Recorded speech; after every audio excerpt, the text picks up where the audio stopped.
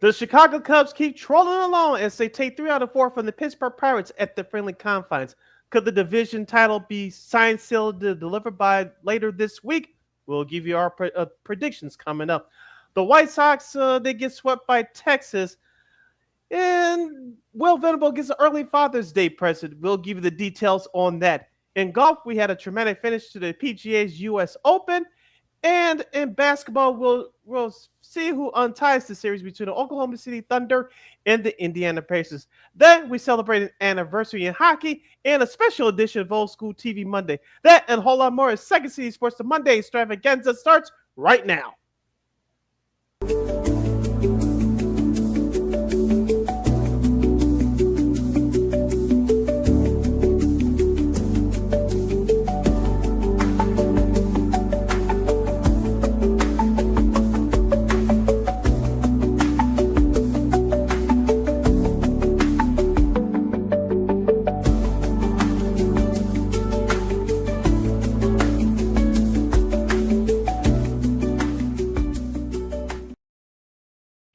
Welcome to this latest Monday extravaganza edition of Second City Sports. You're locked and loaded, and we're live in the living color right here on Sports So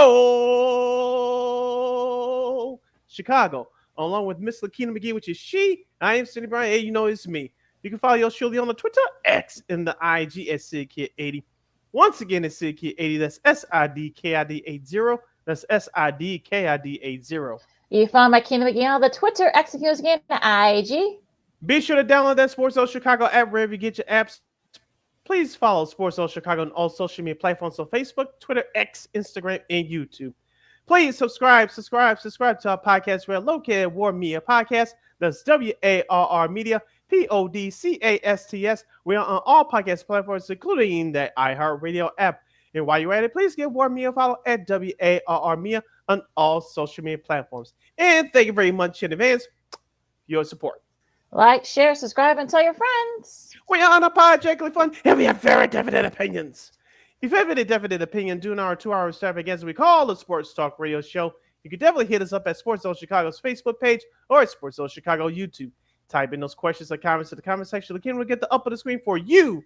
But if you decide to draw indoor, do something silly, dumb, or stupid, I've given Lakeena full powers to give you dumbos to build a boot. Toodles. But before we begin, shout out to the live game that's checking us out live right now at 12:21 p.m. Central Standard Time, right here on Sports Zone Chicago's Facebook and YouTube pages. But as always, much love to the replay game that's checking us out on the replay, also on our Sports Zone Chicago's Facebook and YouTube pages. Don't you ever forget our motto, whether we talk sports, music, or entertainment, minus the politics. We will always provide. And we'll provide you so the best here on Second City Sports, of course, as we will preview a pivotal Game 5 tonight in the NBA Finals, who will untie that series between the Thunder and the Pacers. Also, can the Oilers extend their series against the Panthers? It's in the Stanley Cup Final, which is tomorrow. We'll see if they can do that. Also, we got some sports media news, well, NFL as well, and also an anniversary involving one of our Chicago teams and a special edition of Old School TV Monday. You guys will like this show. I'm a little surprised we haven't done this show yet, but we are going to do this show today. But first, let's go to Diamond and talk some Cubs and White Sox this week. Like a diamond. Yep. And the Cubs got a nice 3-out-of-4 series win against the Pirates. Now, Ian Happ, of course, needed the game winning, I should say, RBI to help seal that series. But even still, look, like I said, at this point, it's not about style points and like that, as long as you get the win. So a nice Father's Day present for Mr. Happ there as well. Taking care of business, and that's all you can ask for the Cubs. You take care of business. A Pirates team that you're a lot better than. So that's fine. Now the Cubs gets a little harder for the Cubs as they get ready for this. They stay in the division tomorrow. They continue their homestand against the Brewers coming up starting tomorrow. But so what did you think? I mean, there's some contributions for some guys. Of course, like I said, Ian Happ had that game-winning single. We got some good news about Shohei Imanaga. We'll have that coming up in a second. Dansby Swanson hit another home run in that Friday game after Boyd had a sharp start. 6 solid innings there in that game. So it was a total team effort. And look, that's what you want to do against a Pirates squad that you definitely win a series against. Yeah, as we say all the time on this show, no matter what sport we're talking about, if you're a very good team, you want to dominate the teams that are sub 500. You want to play well against the teams that are above 500.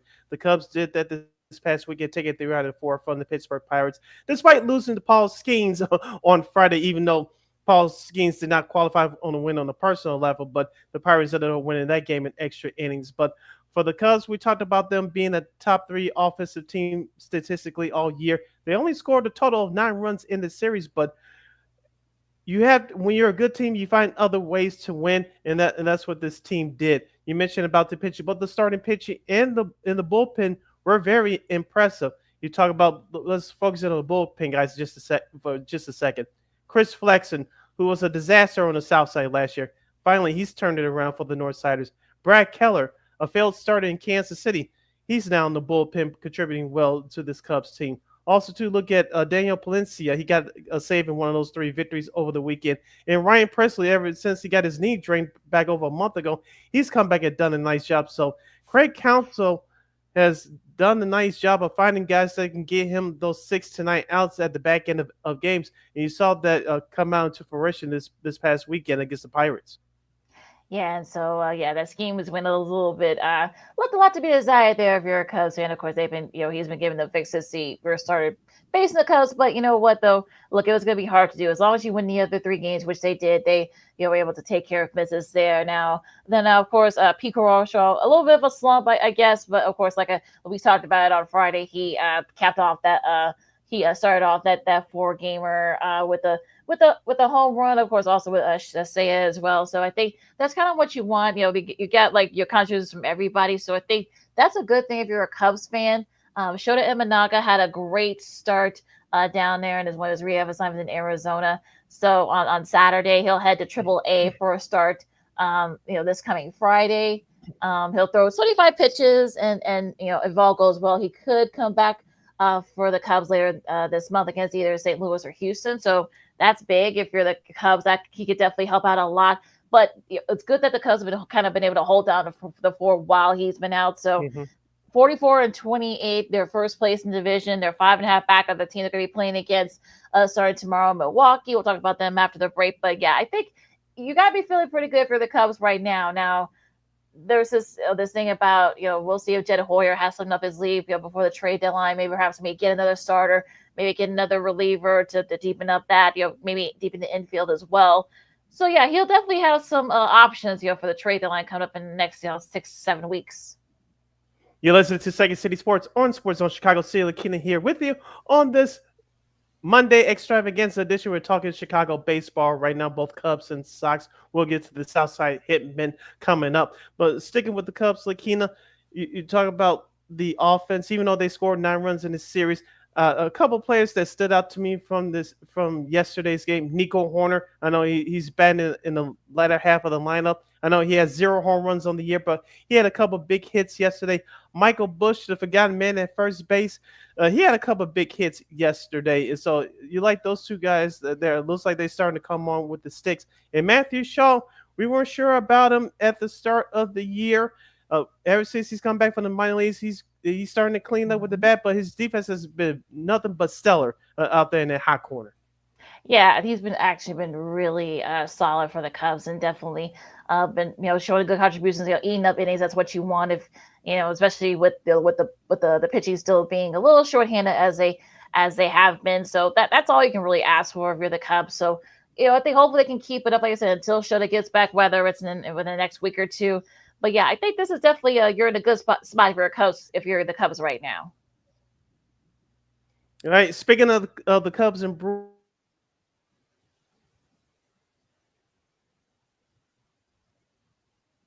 Brewers, here's your pitching match back performance he lost in his last start. For Wednesday, you'll have Jacob Misarowski, who got injured in his last start over the weekend against St. Louis. He'll face off against Jameson Taillon. And, of course, on Thursday, if I could get it up here real quick, Thursday will be an afternoon game at 1:20 from the friendly confines. And we will have Freddie Peralta versus Cade Horton. So the Cubs are sending their big guns in terms of their starting pitching for this series. Cade Horton, as I mentioned on Thursday, Jameson Taillon on Wednesday. So the Cubs, even though Milwaukee will get to what they did after this timeout, but for what Milwaukee has done all year, it's always a tough rivalry between them and the Cubs. But I caution Cubs fans this. I know I teased it before the beginning of the show. Even if you sweep Milwaukee, it's the division a wrap. Perhaps not, but it'll go a long way if you take at least 2 out of 3 against the Brew Crew. Yeah. Milwaukee's always given the Cubs fits, so it's not, even though, like I said, they're starting to kind of get it going a little bit. So we'll see if they can kind of, perhaps give the Cubs fits like they usually do. But if you could win 2 out of 3, maybe put a little bit of distance between yourselves and not just the Brewers, but also St. Louis. They're still hanging around there, hanging out in that division. So yeah, if you put a little bit of distance between yourself and those 2 teams, I think you should be doing pretty good. Now going across town, well, in this case, down in Arlington. The White Sox get swept by the Rangers. Of course, Savale, of course, got that trade from Andrew Vaughn. Not the best debut, Aaron Savale. He walks for the first 7 hitters. Not a good. That led to that 2-1 loss to Texas. You probably could say they probably could have won 1, maybe 2 of those games. Talking about the White Sox, but they could have won all 3. Which is true. Kumar Rocker, got a pickle juice, from in that, to help, the rookie, of course, the rookie right-hander for the Rangers. He was able to get 5 scoreless innings in that win yesterday. Of course, even though Vargas did hit a home run during that series, so interesting, kind of like how that series kind of went out, but. It's kind of one of those things where, look, Robert had a late scratch because of his thumb. So we'll see if that's. But yeah, but I think it's kind of back to being, the White Sox. I don't want to say they're being the White Sox, but in this series, yeah, pretty much everything that went wrong for them kind of did. And when you get good starting pitching like the White Sox have for the most part all year, we don't have the talent that your opponents have across from you. You're going to lose a lot of close games. And that was the case for the White Sox this past weekend. Aaron Savale, he wasn't that great in his debut yesterday, but he was impressive enough to keep him in the ball game. He pitched five innings, gave up 6 hits, 2 earned runs, 2 walks, and 4 strikeouts. Those very decent numbers for his White Sox debut. Of course, he was acquired in an Andrew Vaughn trade last week, but he was okay. But the game that irked me the most, Lakeena, was Saturday's game where they lost 5-4. You had 2 men on base in the 10th and 11th innings. You cannot scratch now 1 run across home plate.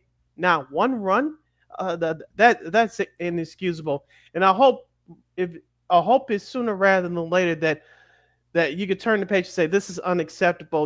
We gotta be more aggressive. You gotta start putting the pedal to the metal. We're not going to accept these quote unquote moral victories anymore. Yes, the White Sox don't have the talent that they need on this roster yet, but you still got to find a way to win games. There's still a couple of games that you shouldn't win according to the numbers, but I still like some of the young prospects on the team, like Chase Madrop, Edgar Quero.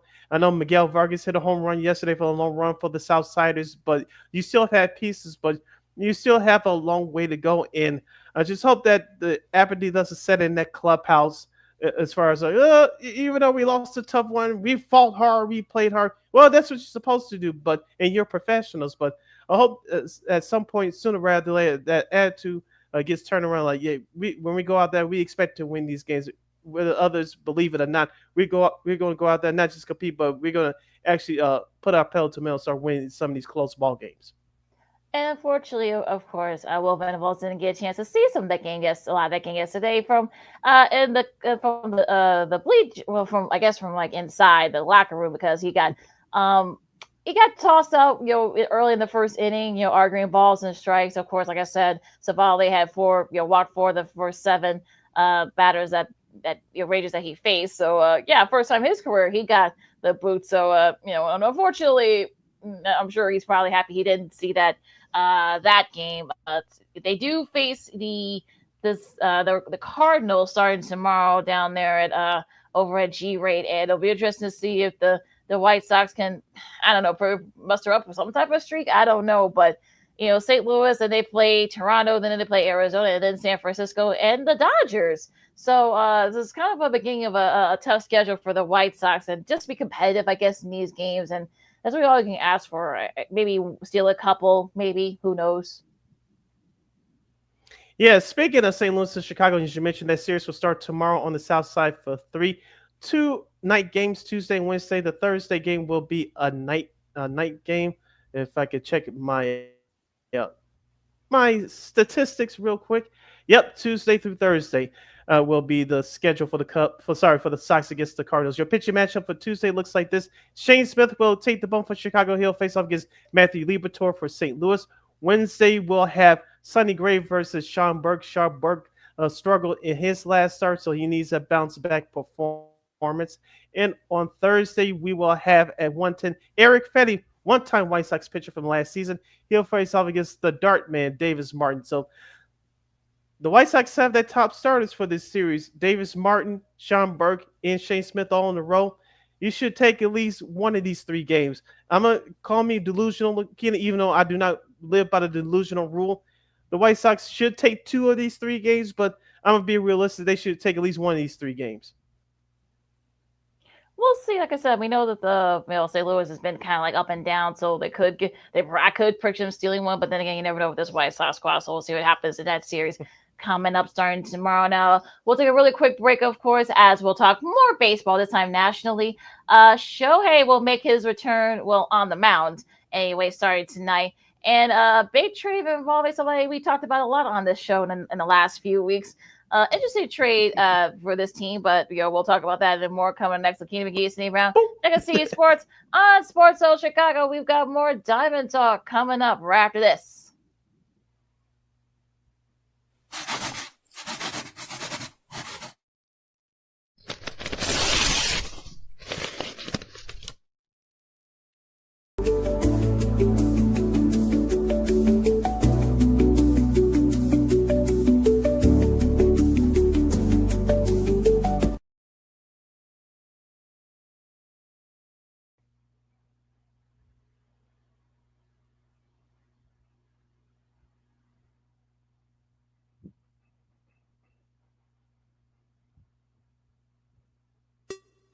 Hey, it's your boy, the Superback, Sean Sierra, and be sure to follow Sports Zone Chicago on all social media platforms, on Facebook, Instagram, and our Roku channel. You can find us at Sports Zone Chicago, and on Twitter, we are at Sports Zone Shy. Also, be sure to download our mobile app so you can take Sports Zone Chicago with you on the go.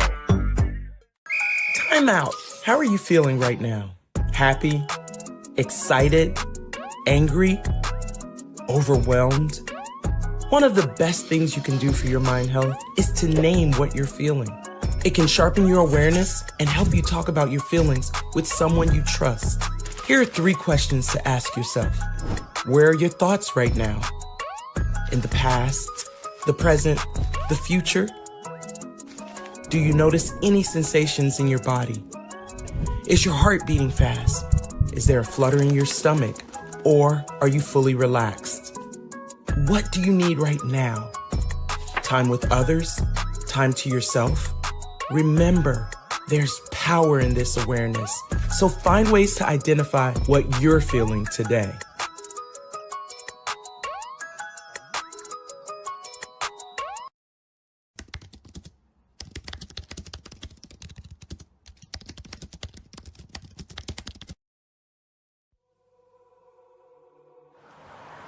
At a time when the news seems as subjective as the partisan politics dividing this country, independent professional journalism has become a resource people need to get the honest and accurate information for their lives. That's why I created JGordonReports.com. As a born and raised Chicagoan, I know this city better than anyone. So my investigative stories are all original, and they'll go deeper to expose the truth by using information obtained from public information databases and in-depth interviews with the movers and shakers. My future stories will introduce you to people and businesses who are changing the world, not just Chicago. My missing person stories will spotlight those who you don't hear about in the mainstream media, who are often overlooked. If you want to hear my personal views on things around the world, check out my blog site, which is based off of factual information on my life experiences. There's also past episodes of my weekly sports podcast show, What's Up Cuz, that I host with my real-life cousin, Lance Erdman. So if you're looking for all this information and more, check out jcoynereports.com and follow me on Twitter at jcoyne. Every day, we take steps to keep the people we love safe, but some health risks are easy to miss. Ticks hiding in the yard can spread germs, like the ones that cause Lyme disease. Mice searching for food can spread bacteria that makes us sick. Mosquitoes lay eggs in standing water and can spread West Nile virus and more. Cockroaches are drawn to water in the home, leaving behind allergens that can trigger asthma attacks. Common pests can threaten our health. Learn how to protect your family at pestworld.org.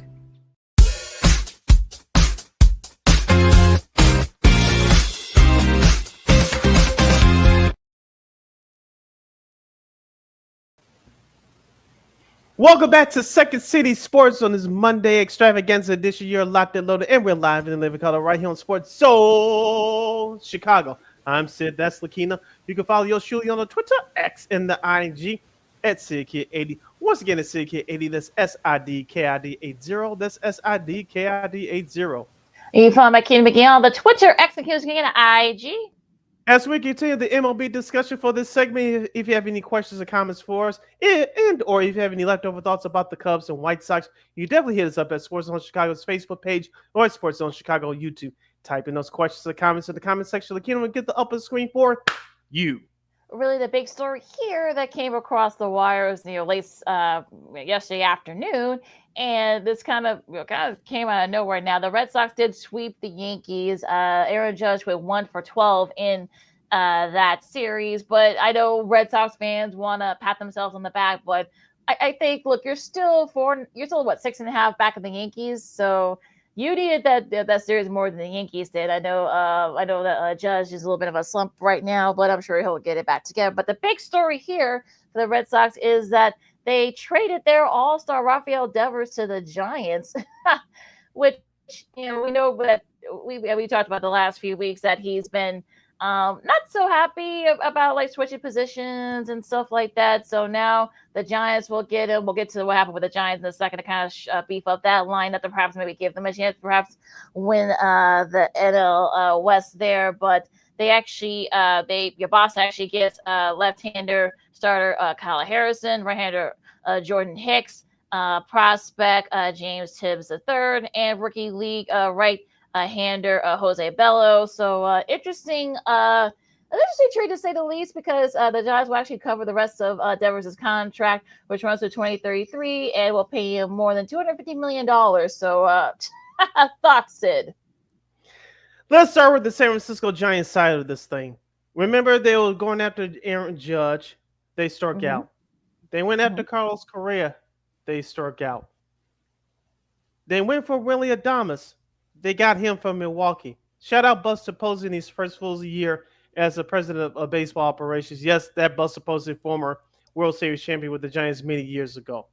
Now they get Rafael Devers. Now that lineup looks stacked now with him batting third. Don't forget about not just Willie Adames, Wilmer Flores from the Mets a few years ago. I know he's been with the Giants for the last few years, but he's starting to produce. And also, too, Matthew Chapman, the third baseman. I know he's not playing right now because he's injured, but once they get him back, that lineup is really going to be impressive. So we talked about the San Francisco Giants. Looking, I wasn't sure after their hot start to the season. I know they cooled off a bit, but it looks like they're starting to get back into the swing of things. And don't forget, they also have veteran starting pitchers Justin Verlander there as well. And they have Logan Webb, their veteran starting pitcher for the last few years on that starting staff. But Lakeena, with that lineup, potentially when everybody's healthy for San Francisco, for this year, I'm talking about for this year going forward, they could challenge the Los Angeles Dodgers for the NL West title. I know they got to battle San Diego as well, but with a healthy Rafi Devers, the Giants give themselves a chance. You like your organizations to go for it instead of swinging and missing out on all the time. You listen to Jerry Reinsdorf, just saying.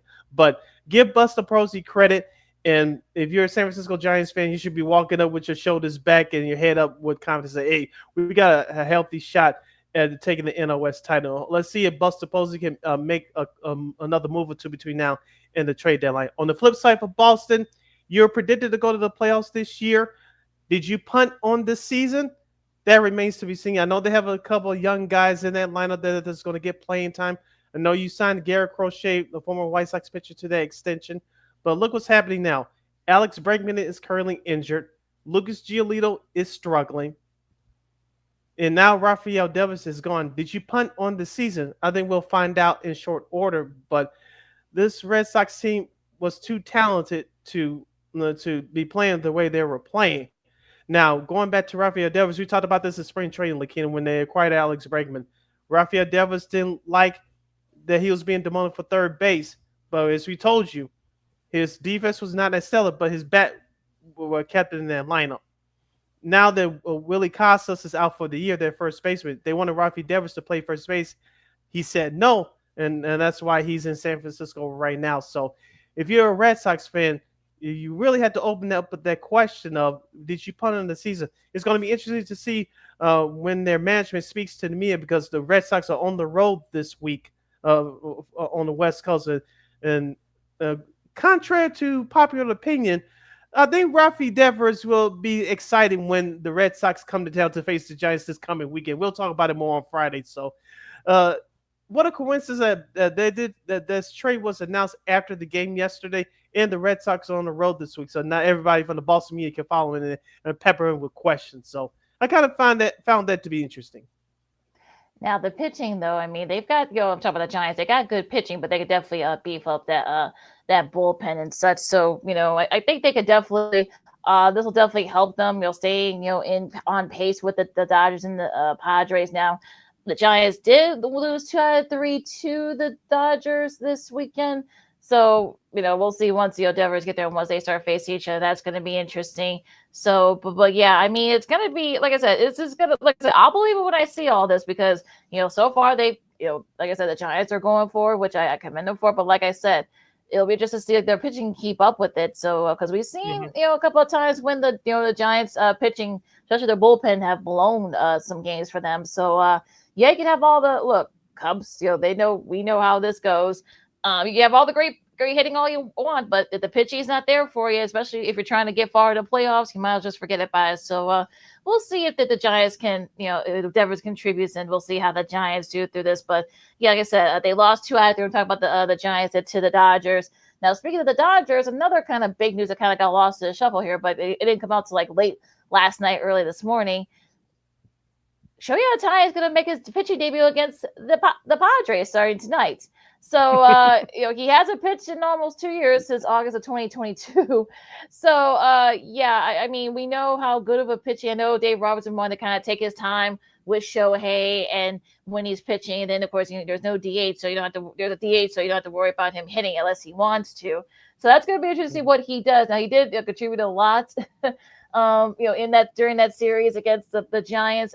He actually already has 25 plus home runs. He has 12 stolen bases and 6 triples before July. He already did it twice already in his career. So, that'll be interesting tonight against the Padres. That should be interesting and fun, him against Tatis. But the Dodgers, I think, I think this is a good thing. Their guys are starting to come back. I know Kershaw's been pitching a little bit better since coming back. I know some of the other guys are starting to come back as well. So, like I said, I'm not going to say the Dodgers are going to run away with the NL West, but they're definitely getting their guys back at the right time, just before the All-Star break. Yeah, I didn't think that Shohei Ohtani will pitch until after the All-Star break. That's where we speculated. That's where we were told. But as you mentioned, things are very different now. So, and he'll face off against Dylan Cease tonight. You can watch that game on MLB Network at 9:10 p.m. Central Standard Time across the country, except for in San Diego and Los Angeles. But Shohei Ohtani, we know that he has had 2 Tommy John surgeries. He's going to be on the pitch count tonight. We'll see how David Roberts plays this, and we'll see how the Dodgers respond to this as well, because that clubhouse got a rude awakening last night once they heard the news about Rafi Devers joining the San Francisco Giants. We said this coming to the year, Lakeena, that this year for the Dodgers wasn't about winning 120 games. It's not about them winning 100 games, which I think they still can do, but it's all about getting your right guys healthy at the right time. to go on another potential playoff run, because the way that they won it last year, you cannot duplicate that again, especially in the game of baseball. So competition, not just from San Diego, who they'll face this week starting tonight, but the San Francisco Giants, they'll keep the Dodgers on their toes. So people think, the Dodgers can cruise to another division title. Not happening. Well, speaking of the Padres, they lost 2 out of 3 to the Diamondbacks. So, I'm sure they're going to want to, kind of get back on track here against their old arch nemesis in the NL West, the Dodgers. So that should be a fun, fun series, as it usually is, especially as it's been in recent years. We talked a little bit about the NL Central. Of course, like I said, Milwaukee, who was the Cubs' next opponent, they won 3 out of 4 against St. Louis. Christian Yelich, he's starting to get it going there on the batting side. Their pitch has been okay. So I guess, like I said, if you're a Cubs fan, you want to try to at least win the series against the Brewers. Like I said, keep some distance, like you said, between them and division. Same thing with St. Louis. So we'll see what happens there. Now I want to talk about the NL East, because the Phillies. Look, I know they had that tough stretch where they lost like 5. They had lost 5, actually 7 of the last 8. But now they've come back. They've swept the Blue Jays, and they've now won 4 of their last 5 of the last 6, I should say. They're starting to Castellanos hit a grand slam. He's starting to get it going. It looks like Bryce Harper will be back sometime this week. Kepler's been getting it going there. Their pitch has been really solid. I know Zach Wheeler had a great start a couple of days ago. So the Phillies are starting to get back going a little bit, and they're now only 2.5 back of the Mets. Yeah, the Phillies still have some issues to work on as far as their bullpen. But you mentioned their bats woke up yesterday. I had a chance to watch some of that game. Don't forget about Kyle Schwarber as well. He could be another good sneaking candidate for NL MVP as well. I'm just putting it out there. But we mentioned about their other bats, JT Realmuto, their catcher. Don't forget about Brandon Marsh. I believe he's still injured right now, but they still have offensive talent within their lineup that can withstand some of the potential long losing streaks. But the bullpen has to be straightened down, and I think Philadelphia would be okay. Now, on the flip side, for the New York Mets, I know it's team that you want to get to. Now, they got swept by the Tampa Bay Rays over the weekend. Remember last Friday, Lakeena, I talked about the Mets almost gave that game away against the Washington Nationals in that Thursday series finale. They barely won that one. Well, everything came down ahead. Not just their bullpen, but there's just their pitching overall was horrendous this weekend. Yesterday, P. Alonso struck out with the bases loaded. I get it, sometimes that happens. Saturday's game, they tried to come back, but it was too late. They put themselves deep in a hole in all 3 of those games. But you just hope for the Mets that this is a bump in the road, and hopefully it doesn't snowball to another long potential long stretch of losing games, because they have a tough series coming up starting tomorrow in Atlanta. We'll get to them in just a moment. But no time is a good time to look as bad as you did. But the Mets got some work to do, and maybe this off day today will help them being swept by the Rays at home. Yeah, especially with the Phillies, they're starting to kind of figure things out as well. They've won 4 in a row, like I said, 5 of their last 7. So they're creeping up there. Speaking of the Braves, they're 13 back in that NL East. They did win 2 out of 3 against Colorado, but with all the trade rumors going on, of course, we talked about the Chris Sale rumors. I know a couple other guys from the Braves that they might be on the move as well. If you can kind of try to at least get it going here, maybe when especially if you can win that series against the Mets, maybe you can perhaps save your guys, perhaps maybe try to make a move to get to maybe not the division, but maybe the wild card. I don't know. But yeah, Atlanta, I know they've had a lot of injuries. I know those guys are coming back. Acuna is starting to kind of find his groove now, but it's going to be tough. It's going to be tough. They might have been put them themselves too big of a hole, to try to catch up. Yeah, and that's what I'm afraid of with the Atlanta Braves team. Of course, you have Ronald Acuna Jr. you mentioned, but you got my guy Ozzie Obley's there. You still have Matt Olson. You still have some guys that can bash the ball. Austin Riley, you still have him, but they just haven't had the chance to put it together for a long stretch of time, for a couple, 2-3 weeks, to get themselves out of this rut. And I know they had injuries to their starting set, especially with Spencer Strider early in the year. Chris Sale was nicked up too, but they just need now one long 2-3 week stretch of winning 10 out of 12, 13 out of 16, something in that range to get themselves back in this race. But like you said, Lakeena, they don't get hyped up for this series against the Mets starting tomorrow in their backyard. I don't know what's it's going to take. Going to be very interesting as this is Second City Sports on Sports Chicago. Lakeena McGee, see around with you, talking some baseball here on Second City Sports. Now going off to the AL, the American League. Like I said, the Yankees, you lose 3 straight. They've had their struggles in that series. Like I said, Judge was 1 for 12. It happens. Hopefully, it doesn't linger. So we'll see if we can. This is just a little bump in the road. The Rays, when you thought they were left for dead, they ended up sweeping the Mets. So. Maybe they may perhaps give the Yankees fits. Who knows? I know, of course, Toronto, they got swept by the Phillies. So if you're the Yankees, you're a little bit worried, but not too worried. But you kind of hope that was just a little bump that, look, it's a long season, a little bump in the road. These things happen. Hopefully, we can get back on track. Yeah, don't forget Baltimore swept the Los Angeles Angels of Anaheim too. Are they on the come? But we shall see. They still need some consistent starting pitching outside of 41-year-old Charlie Morton. I'm just saying. But getting back to the Yankees and Red Sox, I had a chance to watch a little bit of that series finale yesterday. And Brian Bella for the Red Sox, he pitched 7 innings, struck out 8, walked 3, gave up 3 hits and 0 earned runs. Max Fried on the flip side for the Yankees, he pitched well, but he just couldn't get any help from his offense. 9 strikeouts with 2 walks in 7 innings. He's given up 6 hits and 2 runs. So we talk about Max Fried getting back on track. He did yesterday, but just the Yankees didn't get any offense yesterday. And Aaron Judge struck out 3 times in each of those 3 losses at Fenway Park over the weekend. But like you said, hopefully Aaron Judge can turn it around. Streaks do happen both ways, but for everybody else in that Yankees line, they're going to have to pick it up like Trent Grisham and Cody Bellinger. I know Giancarlo Stanton's supposed to be due back soon within the next couple of weeks or so, hopefully. So the Yankees just got to be consistent with their offense. And their pitching, like I said, it's been solid. Carlos Rodon, got to give him some props as well for having a good year. So, but bad weekend for the Yankees. I don't think this should be. I know some Yankees fans will be upset because you lost to your division rival, especially after what they did after the game yesterday, trading away Rafi Devers, who, by the way, hit his last home run in the Red Sox uniform in that game yesterday. How ironic was that? But I think the Yankees will be okay. Hopefully they get some of their big guys back from off the injury soon. Off to the Central we go here as the Tigers, lose a tough series against Cincy, losing 2 out of 3. I know Ilya de la Cruz and that rubber match, I think he had like 3 RBIs and a home run. But the good news for the Tigers, everyone else in their division, they struggled in their respective series. Minnesota, look, it's true. Minnesota got swept by Houston. We talked about that earlier. We'll talk about Houston in a second. Cleveland, they got swept by the Mariners. So, your Mariners.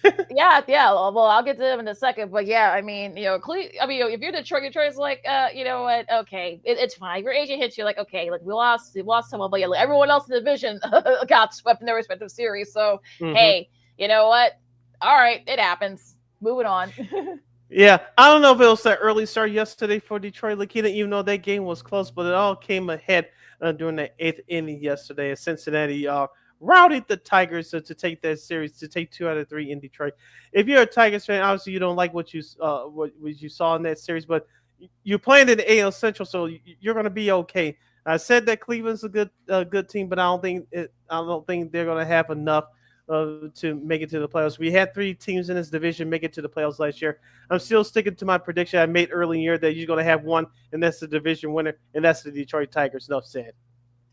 Well, Detroit, you're still 9 up against the nearest team, which is Minnesota. So, in hindsight, going to the AL West, of course, Houston, of course, they swept Minnesota, so they're starting to kind of. I don't want to say like you're starting to find their groove. Seattle, hey, Cal Raleigh, hello, and also like J.P. Crawford. I know Julio Rodriguez had a home run as well. Polanco had an RBI too that helped secure that win on Saturday, and it looks like they're starting to kind of find their groove back too after they had a little bit of a hiccup. But yeah, the irony is that all the other teams in the AL Central all got swept by teams in the AL West. So go figure. Go figure. Yeah, let's give the Houston Trastros, as Sean Sierra will call them on his morning show. They had some great pitching from over the weekend. Hunter Brown last Saturday, and also too yesterday. Hey, Mr. Walter! Shout out Tony from 1988. But it was actually Brandon Walter. Yesterday, he had a great performance. He gave a stellar performance for the Houston Astros. 6 2/3 innings pitched, 9 strikeouts, no walks, 1 earned run off of 6 hits. Of course, the game went into extra innings once again, where Houston won. As you mentioned, capped off the sweep against the Minnesota Twins. The Twins pitching wasn't that great. Houston did the little things down the stretch, back-to-back walk-off wins for the Stros. It looks like they're starting to take off. Hopefully, your Mariners can keep up. Texas did what they had to do against a bad White Sox team, and we know what the A's are, even though they did well at Kansas City this past weekend. So hopefully, is this Houston's time to really take off? We shall see. Going to be very interesting next couple of weeks in that division. So yeah, the Royals. I mean, they had their breakthrough year last year, but yeah, it's not looking good for them this year. I know Bobby Witt Jr. hasn't had a good season so far for the most part, but yeah, it's kind of, I don't want to say, yeah, definitely a sophomore slump for him, but we'll see what happens. But yeah, that AL West is going to get a little interesting, especially in these next couple of weeks, I think.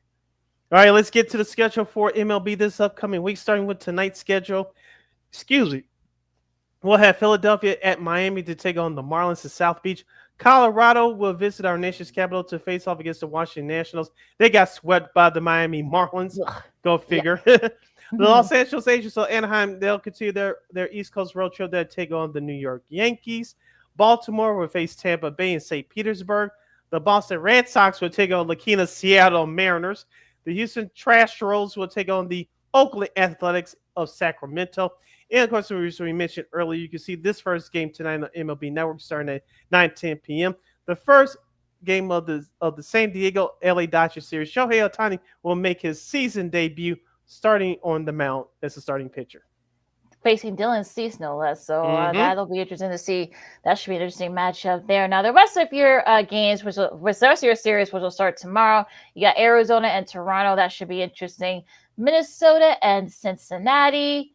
You've got the Mets and the Braves. The first game of that series will be on MLB Network. Of course, the Cardinals and the White Sox, they start their series. Kansas City will try to get back on track against Texas. The Brewers start their series against the Cubs. Let's see here. You got Cleveland and San Francisco. And, of course, the second game of that Padres-Dodgers series will be on TBS at 9:05 tomorrow.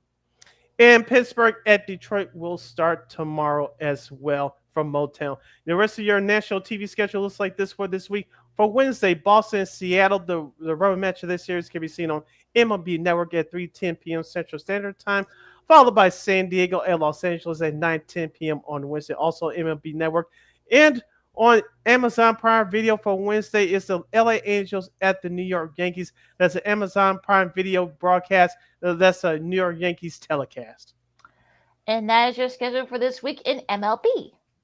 Hour number 1 in the books. Hour number 2 opens up following these messages. We'll preview Game 5 of the NBA Finals between the Oklahoma City Thunder and the Indiana Pacers. Also, we'll get the review of the Stanley Cup Final Game 5 from Saturday. Edmonton, do we need to hit the panic button or should we get out the party celebrations for the Florida Panthers? We'll have Lakeena's recap of the U.S. Open, and we'll celebrate an anniversary for the Chicago Blackhawks and a great edition of Old School TV Monday. That and a whole lot more as you listen to Second City Sports, the Monday Extravaganza on Sports Zone Chicago.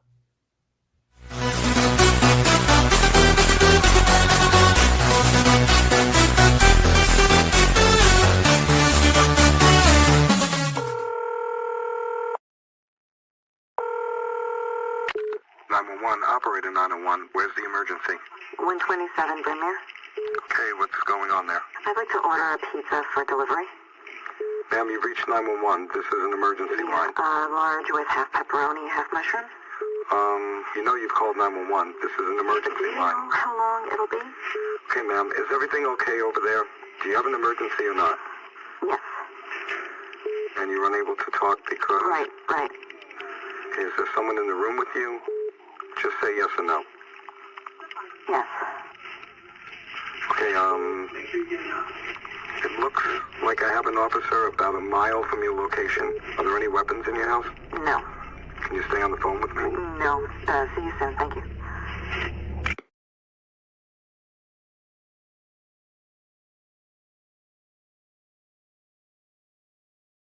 Every day, we take steps to keep the people we love safe, but some health risks are easy to miss. Ticks hiding in the yard can spread germs, like the ones that cause Lyme disease. Mice searching for food can spread bacteria that makes us sick. Mosquitoes lay eggs in standing water and can spread West Nile virus and more. Cockroaches are drawn to water in the home, leaving behind allergens that can trigger asthma attacks. Common pests can threaten our health. Learn how to protect your family at pestworld.org. When I'm flying, I put my helmet on, my visor down, my mask up. You don't know who I am. Whether I'm African American, Asian American, Hispanic, white, male or female. You just know I'm an American airman, kicking your butt.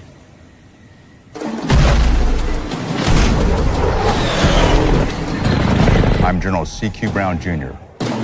Come join us.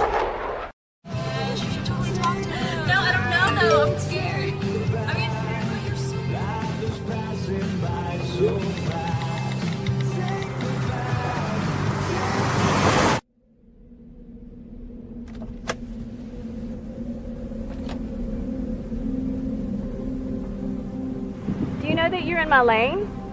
No, not at all. Are you not paying attention? Are you texting? I was just checking in with my mom. I was telling her that I thought we'd be home by 6. It's okay. There's enough time. Just pay attention. I'm not even halfway through my text. There's no way. I'm not even going to look up. My babies are in the car. You have to pay attention. It's just supposed to be a quick text. I'm so sorry.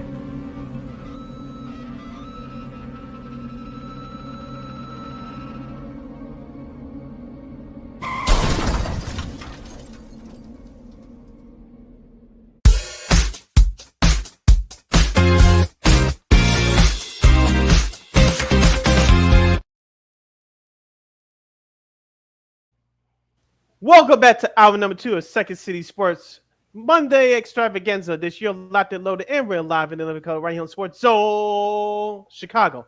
I'm Sid. That's Lakeena. You can follow yours truly on the Twitter, X, and the IG at SidKid80. Once again, it's SidKid80. That's SIDKID80. That's SIDKID80. And you follow my kid McGee on the Twitter, execute again, IG. As we kick off hour number 2 of previewing tonight's Game 5 of the NBA Finals between the Oklahoma City Thunder and the Indiana Pacers, if you have any thoughts, opinions, or predictions or questions for us regarding the NBA Finals and the Stanley Cup Final as well in hockey, you can hit us up at Sports Zone Chicago's Facebook page or at Sports Zone Chicago on YouTube. Type in those questions or comments in the comment section. Lakeena will get the up on the screen for you. Some breaking news here to cap up our baseball discussion. Giancarlo Stanton will make his debut for the season tonight against the Angels. So we'll see if he can give the Yankees just what they need and give them the spark in the lineup. Yeah, we're perfect timing after being swept by the Red Sox on the road this past weekend. Aaron Judge, you mentioned having a terrible series, striking out 3 times in each of those 3 losses. So he needs Giancarlo Stanton. We talked about it last year, Lakeena, especially during that playoff run, especially in the ALCS against Cleveland last year, where Giancarlo Stanton I thought was the best player on that team. Aaron Judge desperately needs him, so I know it's going to take time for Giancarlo Stanton to get his baseball timing down, but this couldn't have come at a better time, not just for Aaron Judge, but for the New York Yankees as a whole. Perfect timing, indeed. So we'll see what happens. Help the Yankees get back in the groove. Now, going back to the NBA Finals, well, a pivotal Game 5. Well, let's talk about Game 4 from last Friday, and the Thunder rallied, and of course, Thanks to SGA, he scored 15 of his 35 points in that final 4:38, capping off OKC's rally from a 10-point deficit in the second half to beat the Pacers 111-104. Now, I know people want to say Scott Foster, did his job, blah, blah, blah. All you conspiracy theorists, okay, whatever. Caruso had 20 points off the bench. But if you're Indiana, you're jacking up threes. You'll lead 11 for 36 for 3-point range at 3.6%. That's not going to win you a lot of games. So yeah, you want to say it's Scott Foster, whatever, extended series. But when you're jacking up threes and you're not hitting them, I think the Pacers kind of panicked a little bit, especially once SGA hit that 3-point and kind of started off that rally, and they kind of panicked and tightened up, and that was what felt. So it's yeah. I mean, I'm not, like I said, I'll go deep into it, but yeah, it's kind of like one of those things where. Look, the Thunder needed that win a lot more, and of course, it's best of 3, in the NBA Finals. Yeah, I don't know about you, Lakeena, but I thought that OKC, they were the better team in terms of playing different than they did. And I'm talking about was them being aggressive, taking the ball to the basket. We mentioned the Indiana Pacers being a good, sneaky defensive team, and they are. But I thought the Oklahoma City did a nice job in picking them apart going into the lane, especially in the first half. You mentioned Alex Caruso. Where did that offensive game come from? Scoring 20 points. He was aggressive early on. And Shai Gilgeous-Alexander, he didn't drive the ball to the basket as much. I thought Indiana's defense on him was stellar, forced him to shoot from the outside, in which Alexander adjusted and got his buckets. But I said for the Oklahoma City Thunder, for them to win Game 4 last Friday, the ball has to move. Well, they still didn't do that, but they made the adjustment, especially in that second half, to win. Oklahoma City Thunder still had 16 turnovers, but they had 11 assists. They still had 16 turnovers. The Indiana Pacers had the same amount of turnovers, but they had 5 more assists than the Thunder did at 21. And with the points in the paint, the Oklahoma City was very aggressive. They had a plus 14 edge in that department, 50-36. So Oklahoma City Thunder, they didn't wait for SGA to get going outside of the fourth quarter. We mentioned about Alex Caruso earlier. Jalen Williams also had a good game, in my opinion, early. So he got it going, especially in half. And Chet Holmgren, he had 14 points and 15 rebounds, aggressive, especially on the board. So you got all-around contributions from this Oklahoma City Thunder team. If they're going to win this series, they're going to have to have efforts like they did last Friday to even up the series. Now, incidentally, whoever wins Game 5 goes on to win this series just under 83% of the time. So I guess out of 198 instances, the teams winning Game 5 have won 164 times. So if you want to win the series, you should win this Game 5 tonight. Now, if you're the Thunder, you want to try to see if you can get that momentum going. Keep it going. If Caruso can kind of force some turnovers and just be able to kind of like hit threes, we'll see if the Thunder will be a long night for Indiana. Now, on the flip side, if you're Indiana, you want to try to see if you can make those threes, because like I said, Halliburton only had 18. He could do a little bit more. 20 points for Siakam. Miles Turner could do a little bit more too. I know Nembhard only had 10 points. I know Top had 17 off the bench, but I know he hit a couple of threes as well. Also, free throw shoot was also kind of a struggle there for Indiana too. So I think if you want to treat it, if you got be a little bit loose and kind of like not tighten up so much. Look, they did win the opener against in OKC, so it's not like they can't win on the road. But I think if you want to try to maybe send a message and see try to see if you can win this Game 5, perhaps maybe put the ball in your court coming up. Also, to Oklahoma City, as we preview Game 5 tonight, Oklahoma City they crashed the boards overall, 45-33 in terms of overall rebounding edge, 12-7 on the offensive rebounding category, a +5 for Oklahoma City Thunder. The Indiana Pacers, they must rebound, be more aggressive, and not give up any multiple opportunities for OKC. Once you grab the ball, head out on the fast break. We know that Indiana can run you out of the gym. So can OKC, but Indiana has the athletes to do that. So if you're Indiana, do not lose the offensive rebounding edge to the Thunder. That's key number 1. Key number 2 for Indiana, you got to force the issue defensively, so you can double team Halliburton, fight through that screening role, and keep the other shooters, outside shooters, at bay, like you did in Game 4 last Friday. Because as you said, if they get off shooting tonight, it's going to be a long one. So And on the flip side for the Oklahoma City Thunder, they got away with it last Friday with only 11 assists as a team, even though they had 60 turnovers. Cut down on the turnovers. The ball has to move. If Oklahoma City Thunder has 20 assists or more as a team, I think they'll win it tonight. Number 2, keep the rebounding edge up, especially on the offensive end. And number 3, keep being aggressive, getting the ball into the paint and dominating with the points in the paint.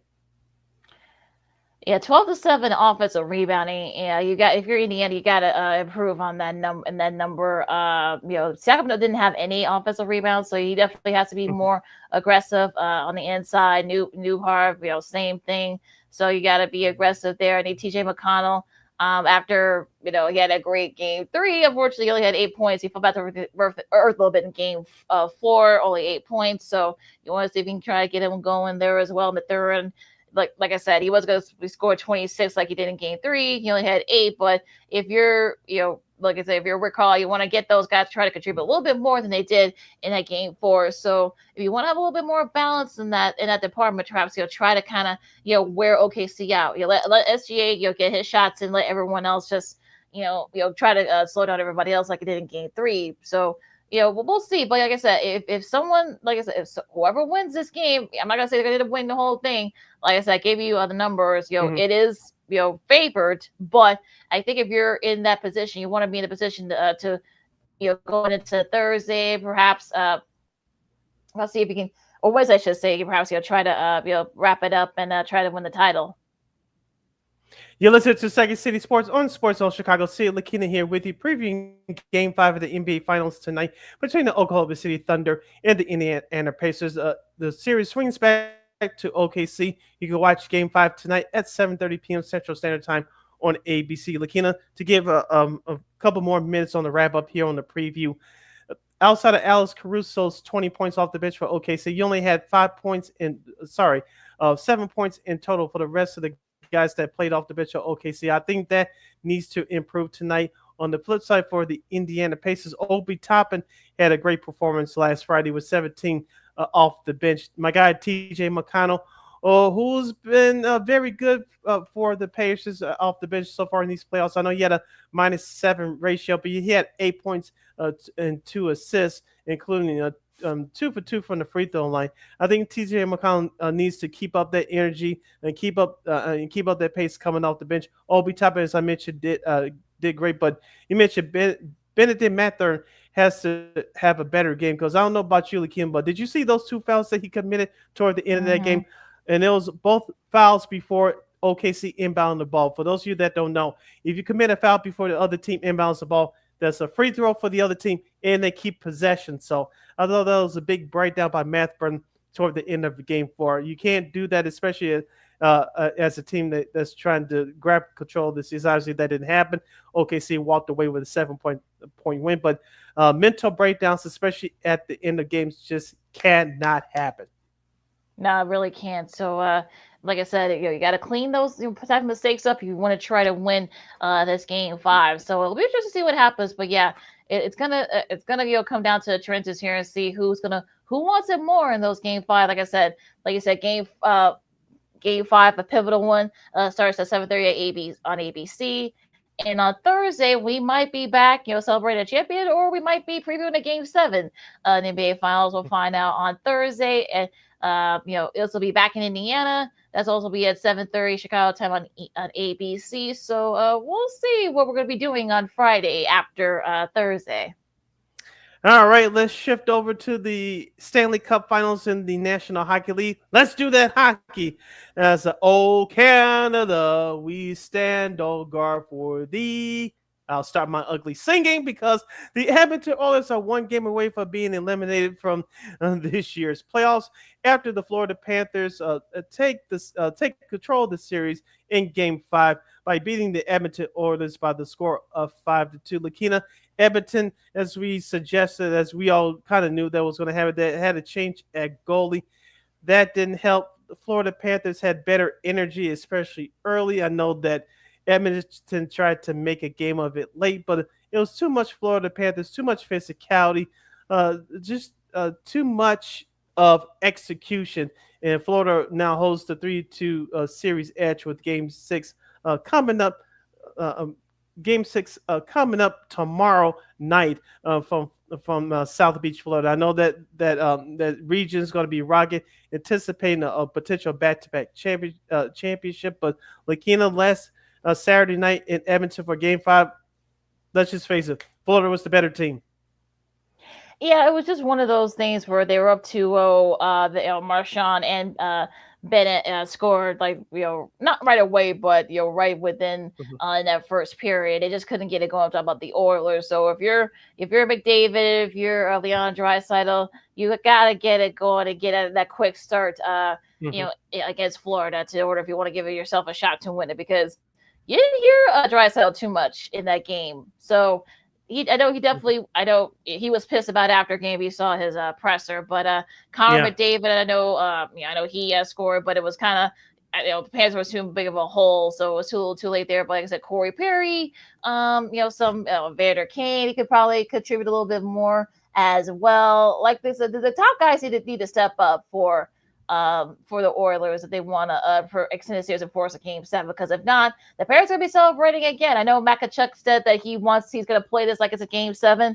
We'll see. But also, you got to wonder if fatigue played a little bit of a factor there, because you think the Oilers were a little bit tired. They did get their energy going in the third, but it was too late. Like I said, it was too big of a hole. And, their goalie, Pickard, I should say, Calvin Pickard, he needs to step it up. He needs to stand on his head, because if not, Orioles are going to be walking away heartbroken for the second straight year, and I know Chris Nalbot does not want that. I know Edmonton doesn't want that either. Right. Here's to tell the tape from Game 5 last Saturday for the Florida Panthers. Face-offs won. Florida plus floor at 29-25. Hits plus 6 advantage, 31-25. And in the block shots department, plus 1, 17-16. That's all you need to know. Why Florida won that game. The power play, goals. And of course, there was no power. They didn't get any power play goals, but like I said, penalties. It's been pretty disciplined so far in this series. But yeah, I think this series is up to go 7. So that's why I'm hoping Edmonton wins tonight, because like I said, this series does deserve to go 7. And like I said, but all the guys I mentioned, your McDavids, your Draisaitl's, Everson, Kane, Perry. I know Perry had a goal. Skinner. I mean, those guys got to contribute. They got to contribute, and they got to get a quick start. That's the key. Tomorrow for this Game 6, the Oilers got to get to a quick start, because if not, so the 4 other Panthers will be celebrating on their home ice yet again. Yeah, tomorrow night will be Game 6 between the Florida Panthers hosting the Edmonton Oilers. You can see that game on TNT Max and True TV and streaming or on the Max. You listen to Second City Sports on Sports Zone Chicago. Sid Lakeena hanging out here with you. Lakeena, where you want to go next? Like I said, since we got like 10 minutes left. Let's go back to the NBA, because I guess okay. I guess the Bulls, according to Mark Stein, is gonna give Billy Donovan another contract extension. I wonder what's those discussions between him and Arturas Karnisovas and GM Mark Eversley. I'm saying this jokingly, of course. Does Billy Donovan have naked pictures of both of them and Michael Reinsdorf? I don't know. And what kind of promises, I'm using air quotes, that has been made to Billy Donovan, because we all know he's been very patient throughout this whole process. I know we had a team back in 2022 that were number 1 in the East before Alonzo Ball injured his knee. I'm not saying the Bulls would have won the title that year and all that, but we know that basketball-wise, it wasn't a mix after he went down, especially with DeMar DeRozan, Zach LaVine, now both of them not here on the team. But what kind of promises that was made to Billy Donovan? What were those conversations in those back rooms? Because if you're, I know Billy Donovan's now a decade into coaching in the NBA, but if you're a coach like a Steve Kerr or Tom Thibodeau, I know who's recently got bumped by the Knicks, you wouldn't stand for this. It's like, okay, you promised me players. How's this going to work? What's your long-term solution? I don't have time for this. What are we doing here? It's kind of like, maybe, do they feel like first that they had to give it another extension because the Knicks were sniffing around. We'll get to them in a second, but Mhm. it's just like I said, I've got nothing. I really don't, and it's kind of like one of those things where you're just at this point you're just wondering like, wait, what's going on here? But I don't know. But yeah, it's kind of what more can you say at this point with the Bulls? I mean, as long as folks are going to the UC, they're spending money, and the crowds are there cheering them on. This is what you're going to be. You're going to be stuck with this for like the next 3 or 4 years again. And as of right now, I believe the NBA draft is next week. And Mhm. as of right now, the Bulls do hold the number 12 pick in the draft. And I know they've been working out a lot of guys. And I know some people say they should trade up with who I don't know. And that's not going to happen. They should trade back or give that pick up for Giannis or somebody else. Okay. Outside of Matas Buzelis and Kobe White in that pick that you have this year, what else do you have? You don't have anything else compared to other teams. You don't. Yeah, so it's yeah, you're stuck in hell again if you're a Bulls fan. So, but Exactly. it is what it is. Now, say in the NBA, there was a big trade that happened early yesterday morning as the Grizzlies traded Desmond Bain to the Magic for Kentavious Caldwell Pope, Cole Anthony, 4 unprotected first round picks, and 1 first round pick. So first round pick swap. So it's yeah. Bane's been a good good contributor. So for the Grizzlies. So again, could they be cleaning house? Because there's some rumors that maybe they may trade John Morant. We've seen those. That was my rumors. first thought. Yep. Yeah. So you wonder, like, is that going to be the case here? So they're getting all these picks. So I'm wondering, are they trying to wipe the slate clean and start over with this trade? Especially with those picks that they got from Orlando. That was my first thought as well. We know that Memphis has been a hard-fought, grinded-out team over the last decade or so, almost 2 decades or so. John Morant, we all know about his off-the-court issues. We don't have to get into that. But when he's healthy, he's one of the most dynamic guards in the league. But as we said for the last couple of years, Memphis is better with him off the floor, especially defensively. On the flip side for Orlando, we know that Kentavious Caldwell Pope was a great contributor, not just to the Lakers team that won it all in 2020 in the bubble, but when he was a member of the Denver Nuggets back 2 years ago when the Nuggets won it all, and they still miss him to this day. Yes, he struggled this past year with the Orlando Magic, but hopefully he can find the confidence and find some playing time with the Memphis Grizzlies, whichever direction they go in.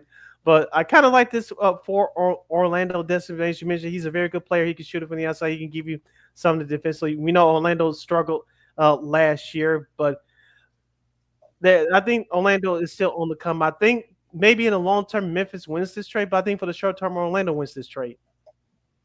Could we just see what they do with those picks about the Grizzlies, and we'll see what they do with your John Morant, your Jared Jackson Jr. because those are kind of the 3. They were kind of like them and the Bay were kind of like the big 3. So now that Bane's gone, we'll see what happens with the other 2 guys. So we'll see what happens there now.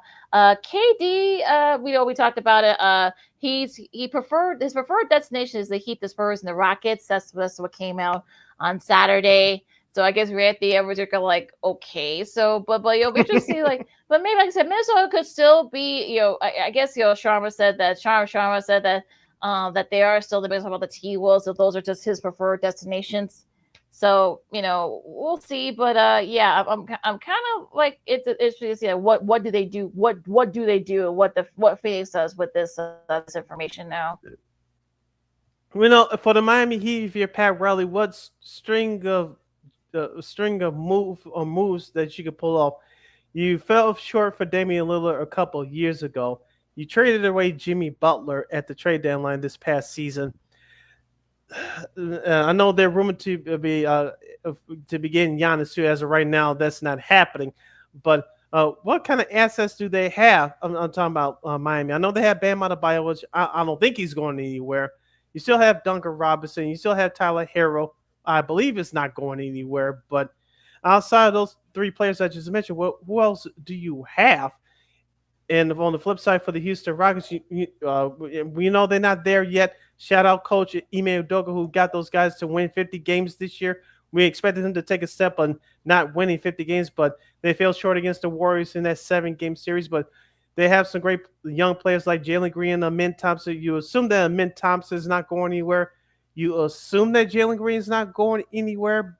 But Oh, you never know, but the Rockets have a boatload of young talent, and they got some picks too. So maybe a combination of Green and some of the picks would perhaps be the key to that trade, a potential trade with the Phoenix Suns. But we'll see what happens. And with the San Antonio Spurs, as we talked about last week on the show, yeah, Victor Wembanyama coming back healthy and strong for the next year. As of right now, you still have Chris Paul, you still have Stephon Hassel, who won Rookie of the Year, and you got those veterans like young veteran like Keldon Johnson. You have Harrison Barnes there too. Remember, they were at 500 at the All-Star break before Wembanyama suffered that injury after the All-Star break. So that Spurs team is not very far away. So maybe they have some pieces that we don't know about. They could swing a deal too. So as we said last Friday, Minnesota makes the most sense.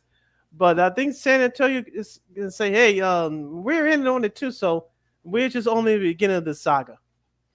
Yeah, I mean, if those two teams, Houston's probably the most ready and willing. And Miami, like I said, they don't really have anything. So unless Pat Riley finds another draft pick or a couple more draft picks somewhere under the table, or a trade partner. Yeah, you may have to do a 3-team thing, so we'll see. But like I said, I think Minnesota's still. I know, like I said, I know these are quote unquote Katie's preferences. Of course, they keep the Spurs and the Rockets, but I still think Minnesota's still in the mix. Still. So we'll see. Like I said, I don't think we've heard the last. It's just the beginning of all this. So there's not going to be a trade before the NBA draft. So I don't think that's going to happen now. Steven Adams does get a new extension for $39 million with Houston, so he's going to be staying in Houston for a couple more years. Now the Knicks. They've got talks set this week with former coaches Taylor Jenkins and Mike Brown. Basically, when everyone else basically told them to go pound sand. Of course, I know Atlanta. They tried to get Quinn Snyder. Atlanta told them no. And you saw Trae Young's tweet after that. Hell no. No. He said no, but hell no. That the Trae Young said like, you ain't getting my coach. I know a couple other guys as well. Of course, we talked about Udoka, and of course, Chris Finch. Of course, Billy Donovan. As well, so if you're okay, so the Knicks, I guess I don't know if these are going to be your the two, but we'll see.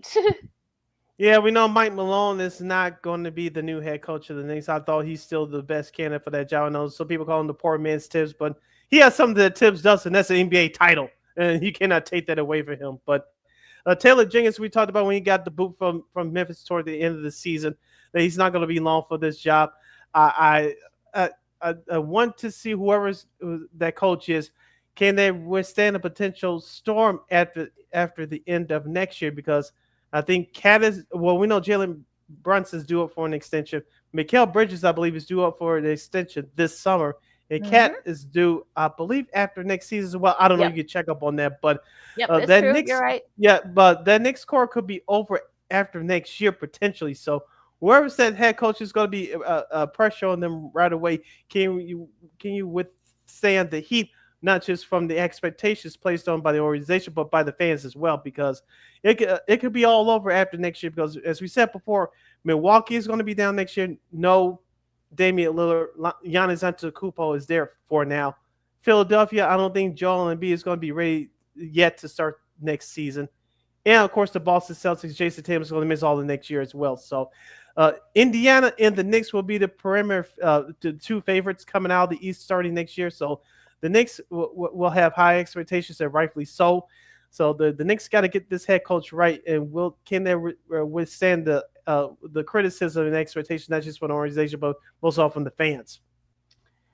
To be continued, as they say. So, got a lot to be decided here in the NBA. So we'll see what happens now. Let's take a really quick break, of course. We'll talk U.S. Open as quite a finish in a soggy Oakmont yesterday. Also, we got some sports media news, an anniversary involving the Chicago Blackhawks, and you guys gonna like this show as we done. I can't believe we haven't done this show yet, but yeah, we're gonna do it today for Old School TV Monday and a whole lot more in our sports potpourri segment.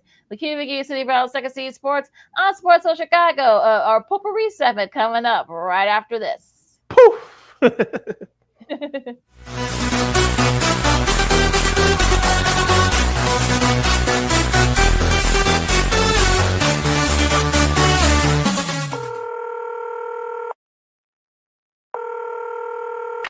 911, operator 901. Where's the emergency? 127 Brymere. Okay, what's going on there? I'd like to order a pizza for delivery. Ma'am, you've reached 911. This is an emergency line. Large with half pepperoni, half mushroom. You know you've called 911. This is an emergency Do you line. know how long it'll be? Okay, ma'am, is everything okay over there? Do you have an emergency or not? Yes. And you're unable to talk because... Right. Okay, is there someone in the room with you? Just say yes or no. Yes. Okay, it looks like I have an officer about a mile from your location. Are there any weapons in your house? No. Can you stay on the phone with me? No. See you soon. Thank you.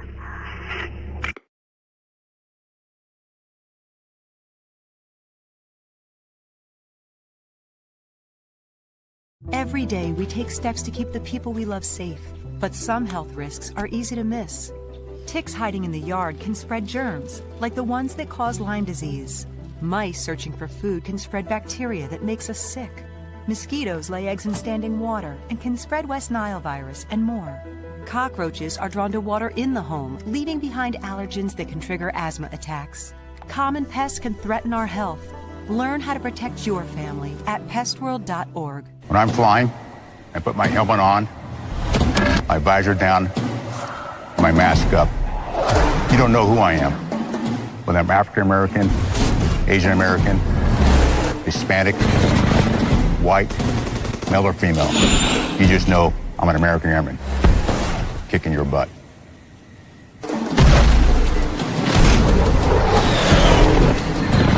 I'm General C.Q. Brown Jr. Come join us. No, I don't know. No, I'm scared. I mean, you're so...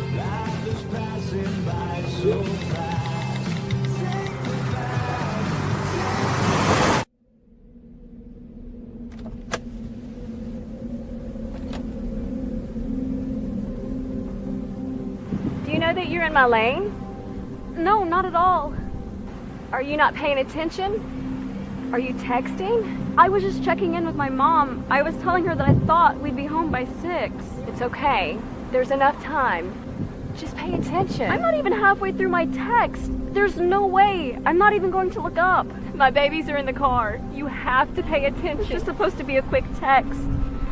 I'm so sorry.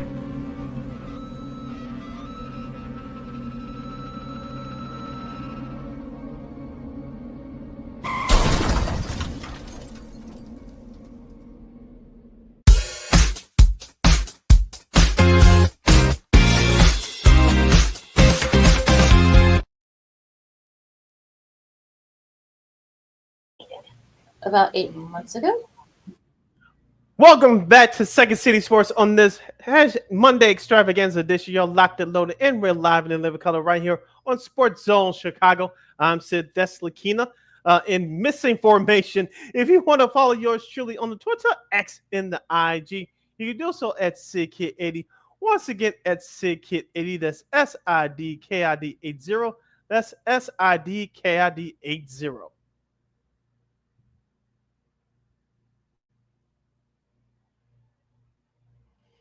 And until she comes back, you follow Lakeena McGee on the Twitter machine at Keena McGee. Once again, that's KEENAMCGEE.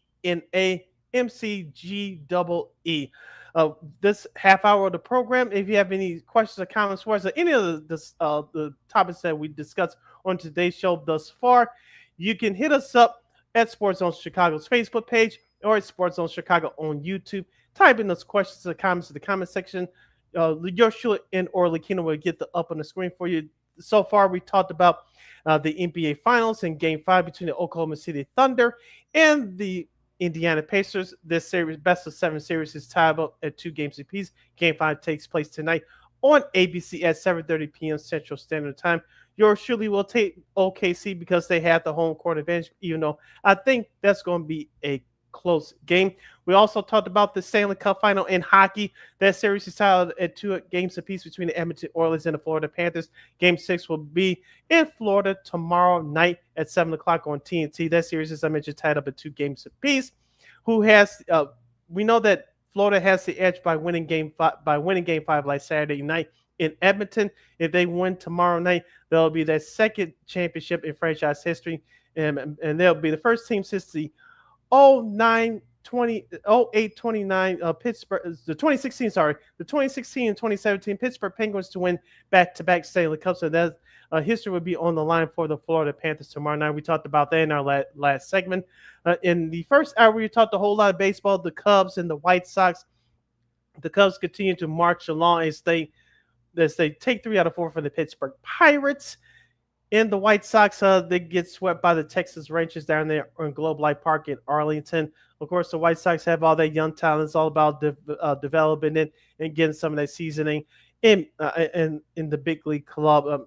Will Venable, their manager, got kicked out of yesterday's game, so we'll see what happens with both our baseball teams going forward. The Cubs host the Milwaukee Brewers starting tomorrow, and starting tomorrow on the south side, the White Sox will host the St. Louis Cardinals.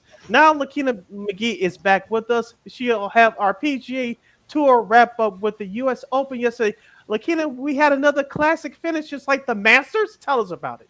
Yeah, soggy Oakmont. For those of you who don't know where that is, it's just outside, just about like an hour and a half, 2 hours outside of Pittsburgh. But J.A. Spawn, well, of course, you guys remember we talked about it during the Player Championship. He was close with Rory. Of course, Rory pulled it out. He didn't make the putts when he needed to there a few months ago, but he sunk a nice 20-foot putt from like on the other side of the green on 18. And well, here's the thing. It rained for like an hour and a half. He was able to kind of regroup because if you guys remember, we saw his first couple of holes, talking about Spawn. He had that interesting second hole where it hit the hole and then just kept going and going and going. So he actually bogeyed his first 5 of his first 7 holes, but the rain came in. He even said it. So look, the rain came in. He was kind of able to settle down and set that putt that got him $4.3 million, his first major. So, as you know, Robert McIntyre, of course, he had to kind of applaud that great shot by Spawn. Victor Hovland, he got 3rd place, his highest finish at the U.S. Open. Cam Young, Tyler Hatton, who was right there, he ended up just sinking through the field. Sam Burns and Adam Scott, those were your 2 leaders. They just kind of completely fell off, especially after that rain delay. John Rahm with a nice finish. He ended up finishing 7th. Scheffler also ended up finishing tied for 7 as well with Burns. Carlos Ortiz, his highest finish. So it will actually end up being a very interesting U.S. Open, and we'll see. It did run over. It finished just right before the cutoff point with the sunlight. So it just finished it, but yeah, it was a very interesting. If you saw Spawn's reaction, it was definitely a fairy tale ending because earlier yesterday morning he had to his youngest daughter. He has 2 daughters. His youngest daughter actually was very sick, so he had to get some antibiotics for her. But it ended up being working out pretty well because he ended up winning the U.S. Open. I did. I didn't watch much of that, Lakeena, because I was watching baseball yesterday. I did see the clip where J.J. Spawn hit the shot to win the title. I know we mentioned him on Friday on our show last Friday. He was up in the top 5 of the leaderboard, and I know you mentioned them, so we didn't think he was going to win. He had a shot, but no one was picking him to win. But it was a nice story. I read about that yesterday, so it was a nice. Hope he had a great. I know he had a great Father's Day yesterday, and that's not just for his daughters being okay health-wise, but him winning the U.S. Open. I find it interesting. Lakeena says, "You know me, I'm a Tiger Woods fan. Only watch golf when he's playing. I know that's getting a little farce now, for lack of a better term. But it seems to me that ever since Tiger does some of these, even I know we're in the summer months now, but I find it interesting to see that some of these tournaments are going into prime time coverage. At least for the game of golf, it's great." Yeah, we saw the good ratings for the Masters when Rory got his Grand Slam. We'll see. I'm sure the ratings were actually good. Yes, last night, of course, the coverage went on until after 7:00 and after 8:00 Eastern time. So of course, Spawn hit those those 2 great birdies on 17 and 18. Even my mom she was like totally impressed by that 64.5 foot birdie putt on 18 that secured his victory. Because he was 7 shots back when after all that for the rain delay. So, but the other guys around him started falling off, and he kind of just stayed calm and cool, and he was, he kind of like, kept it going. Like I said, people forget he was leading the first 2 days. So it wasn't like, he kind of came out of nowhere. He was leading the first 2 days. So he knew kind of like how that course would play. And Oakmont just swallowed up a lot of guys. So, but, like I said, Hobland hung in there, came in third. Robin Sheffer, tied for seventh after they were kind of like, left as well. They, McIntyre, up until Spawn got those two great birdies in 17, 18.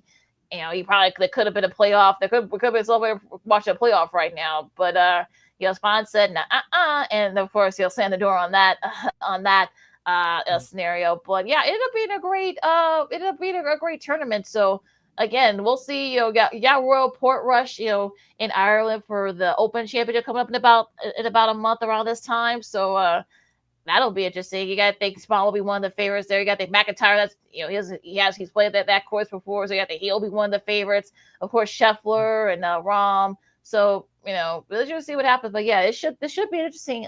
Next couple months for the golf guys. Yeah, and I was going to say with that golf course, I know you talk about it every year for that tournament next month. I know there's a big time difference because they're in England. I'm not stupid about that, but it's always cloudy, gray, dreary. And I know that course is difficult too. I know Tiger was talked about that in his years of playing over there. I wanted to see who's going to take a lot of endurance just to get through that golf course, especially with the weather. If the weather holds up, I think the golf should be fine. But if that weather is an issue like it has been in some years, it's going to be a problem. Yeah, like I said, Rory's also played at that course multiple times, so it'll be interesting to see. Like I said, if it does rain, which it does tend to do in that area, but it's actually been pretty sunny and a little bit warm, and humid. So I know last year's Open Championship was actually pretty humid for the most part. So it really just depends. So yeah, it'll be interesting to see like how that course goes. Like I said, we got about a month, so a lot could happen between now and the U.S. and the Open Championship. So yeah, it'll be interesting, but we'll see. We'll see. All right, you're listening to Second City Sports on Sports Zone Chicago. Lakeena here with you, and now we're in our sports potpourri segment. Now we're going to turn to some sports media news as a prominent sports reporter makes her return to the sidelines tonight. Yeah, it looks like Lisa Salters. Of course, we know that her mom has some medical stuff. So, but she's missed the last couple of games, but she is going to be back on the sidelines tonight. So, looks like she's on her mom's on the mend. So that's great to hear. So, yeah, that's gonna be good to hear. So yeah, so good to see her back. Good to see her back on the side. I hope she gets to see a good one tonight, like the rest of us. Yeah, agreed. And George Sedano, who's worked everywhere with ESPN, with the local talk show in LA. And of course, he's done stuff on television for years. So he did a great job filling in the last couple of nights. Yes, he has. Excuse me. Yes, he has. So yeah. So like I said, we'll see. He'll be back in the sidelines and doing it for ESPN radio. So it's not like you won't. You'll be able to see him at least, and not you still might see him out there. So we'll see. Mm-hmm. All right. Any other sports media news that we need to keep abreast of? Not seeing anything of importance. Just a lot of first take stuff. So first fake. Yeah, we'll leave them alone. One story that I wanted to talk to you about, Lakeena, we didn't get to it on our show last Friday, was going through the Athletic last week. They had an anonymous, I'm using air quotes here for those who are stepping away for a second, an anonymous player poll in terms of which players do you like to watch in Major League Baseball. The Athletic did an anonymous poll, polling players from around the game of who they like to watch the most. Shohei Ohtani, Bobby Witt Jr., who they respect, who do they love, who do they hate. And I found some interesting numbers here. I won't go through all of them, just go through a couple of them. Here's from 135 respondents. Which player do you most like to watch play? Of course, Shohei Ohtani led the way with 29, followed by Bobby Witt Jr. at 14, Ronald Acuna Jr. with 10, and Lakeena, to no surprise, no Chicago players are on this list. Yeah, not the least amount of votes Paul Skeens got at 2. Yeah, so that's okay, but not that. Like I said, it'll be interesting like how many players they poll with this list, but yeah, okay. And we have a couple of more. Which hitter would you least want to pitch against in Game 7 of the World Series? Out of 64 responses, Juan Soto led the way with 10, followed by Shohei Ohtani with 9, Aaron Judge with 6. The least amount of votes was Bryce Harper with 3. Like I said, I mean, it's kind of interesting. Like I said, I want to kind of get like deeper into the numbers, like how many players were voted on this poll. Because if it's just a small amount, that I think maybe this covers it, maybe it doesn't. So who knows?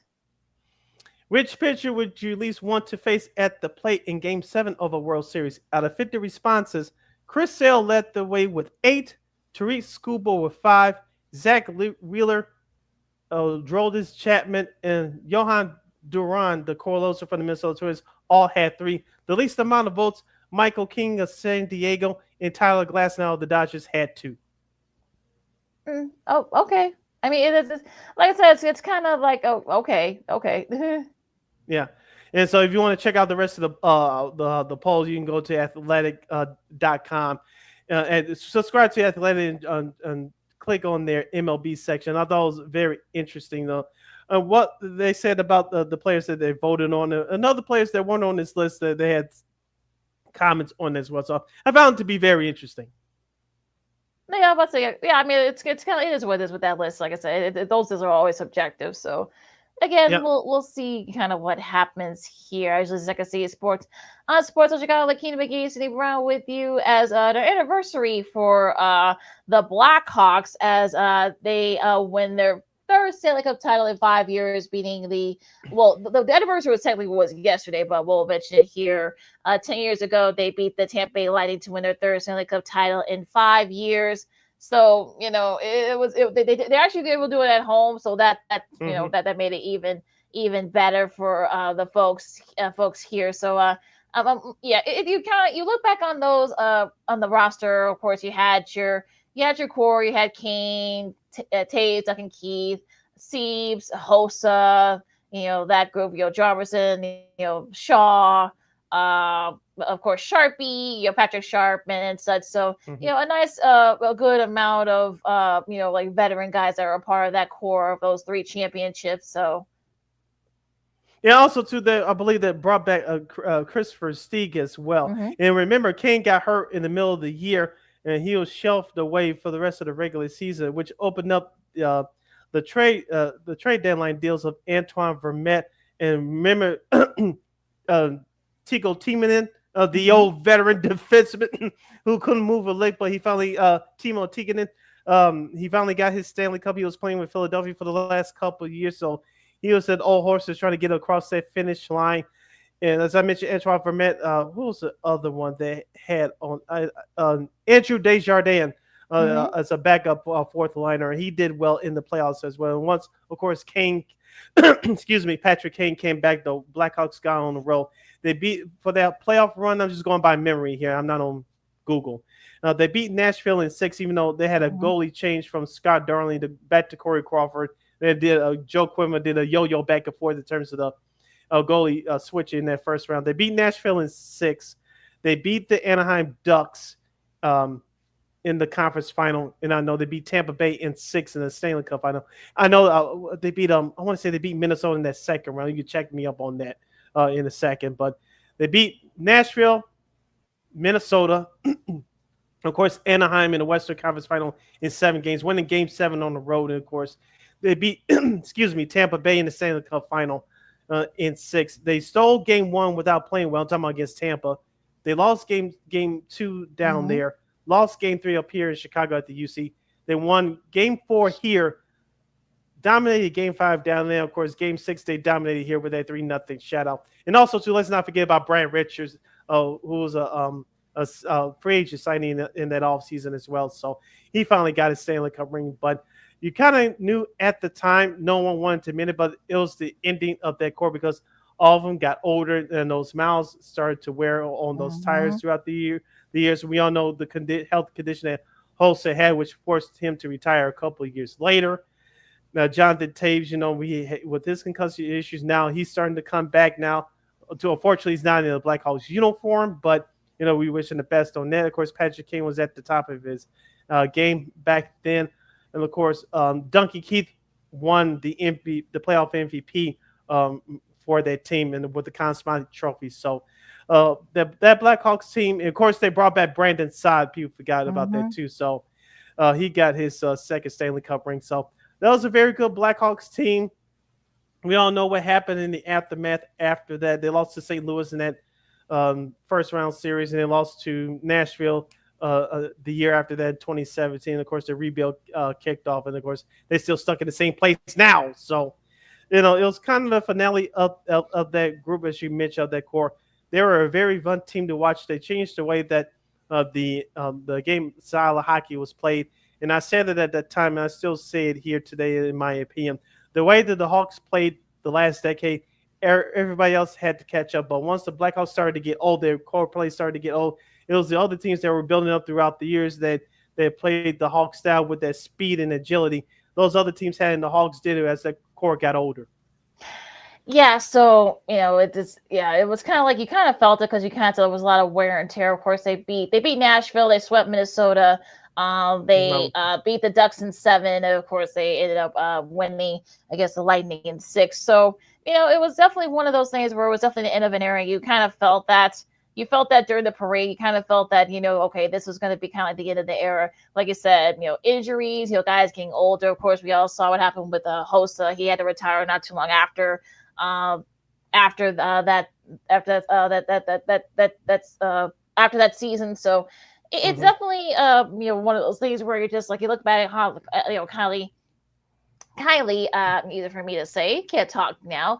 Of course, you got guys like Trevor Van Riemsdyk. He was able to get his second Stanley Cup ring as well. Didn't contribute a lot, but he got a ring too. So Kimo Tiedemann, I know you mentioned him as well. So yeah, you got a little mixture of veteran guys that finally got their, in some cases, their first cup, but also guys get their second cup. So it is definitely one of those. I know people, especially after what happened, so that came on after that they'll look back on those particular teams too kindly now, but you got the memories there, and I think just concentrate on what happened on the ice. The off the ice stuff, I mean, it is what happened on off the ice. So, but yeah, you can look back on these things and have fond memories of it. And also, too, not to bring a downer to it, but it was just a footnote of what happened. That you remember early in the season, Clint Wright, the trainer of the Blackhawks, unfortunately lost his life early in that season. And I thought it was a great classy move by Christopher Steve to bring his young son over to that stage, in that rally at Soldier Field. I thought that was an awesome moment. I know that was a tough time for the team as well. People behind the scenes in all professional sports, the equipment guys, especially in hockey, the equipment guys, the trainers, and just stadium operators, they don't get the credit that they deserve. We focus on the players and the coaches on the ice, and to a lesser extent the refs and the broadcasters, but it's the people behind the scenes that make the operations go, and they deserve credit for all they do.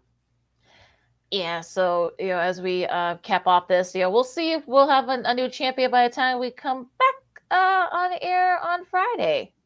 Yeah, I wanted to ask you, and I didn't get a chance to ask you in our last segment, who takes Game 5 tonight in the NBA Finals, OKC or the Pacers, the Yesers, as they call it in Indianapolis right now? I'll say the Pacers. I think the Pacers are just enough to win it, and perhaps have them get a chance to clinch the title at home. I say the Oklahoma City Thunder because they have the home court, but I think it's going to be another close game like we witnessed the last 2 games in Indianapolis. Now, as far as the Stanley Cup Final is concerned, I think the Orioles don't want to go out like this. I know McDavid doesn't want to go out like this, so I think they do force Game 7 back home, and they win Game 6 tomorrow. Yeah, I said Edmonton in 7, so I'm not going to back out of it now. So I got Edmonton winning tomorrow night as well. All right, you listen to Second City Sports on Sports Chicago. Lakeena, McGee, Sidney Brown with you. Of course, we cap off, as we always do, with Monday's show with a trip down memory lane for Old School TV Monday. Where are we going this week, Sid? I remember back in the 80s, NBC was that network to watch not just comedy, but dramas as well. Now, this is one of the few times I wish we were back in our radio studios downtown playing this theme music. It was nice hearing it for the first time in years since watching some of those reruns on cable back in the 90s. But we will salute the old police drama TV series Hunter. That's right.